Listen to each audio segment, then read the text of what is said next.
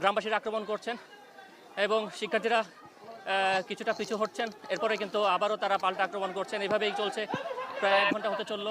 দর্শক, শিক্ষার্থীরা এই মুহূর্তে চট্টগ্রাম বিশ্ববিদ্যালয়ে 2 নম্বর গেট ফটক যেটি রয়েছে, ছাত্র সেই এবং ফটক থেকে এলাকাবাসীর মধ্যে পূর্ব দিকে অর্থাৎ তুমুল গ্রামের দিকে সংঘর্ষ, অগ্রসর হচ্ছে ধাওয়া এবং পাল্টা ধাওয়া চলছে।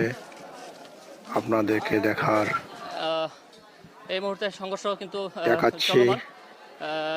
কিছুক্ষণ পর পর একটি করে একের পর এক রিকশা আনা আক্রমণ, হচ্ছে এবং সেই রিকশায় হতাহত যারা রয়েছেন তাদেরকে নিয়ে কিন্তু চিকিৎসা কেন্দ্রে নিয়ে যাওয়া হতাহতের হচ্ছে। ঘটনা আমরা গতকাল ছাত্রদের রাতের পরে দেখেছি, আজকে সকাল থেকেও কিন্তু পরিস্থিতি অনেকটা নিয়ন্ত্রণে ছিল। গ্রামবাসী তাদের শিক্ষার্থী গ্রামের ভেতরে সড়ক আহত অবরোধ হয়ে করেছিলেন, অন্যদিকে বিশ্ববিদ্যালয়ের মেডিকেলে শিক্ষার্থীরা প্রধান ফটকের সামনে অবস্থান নিয়ে কর্মসূচি যাওয়া পালন হচ্ছে। করছিলেন।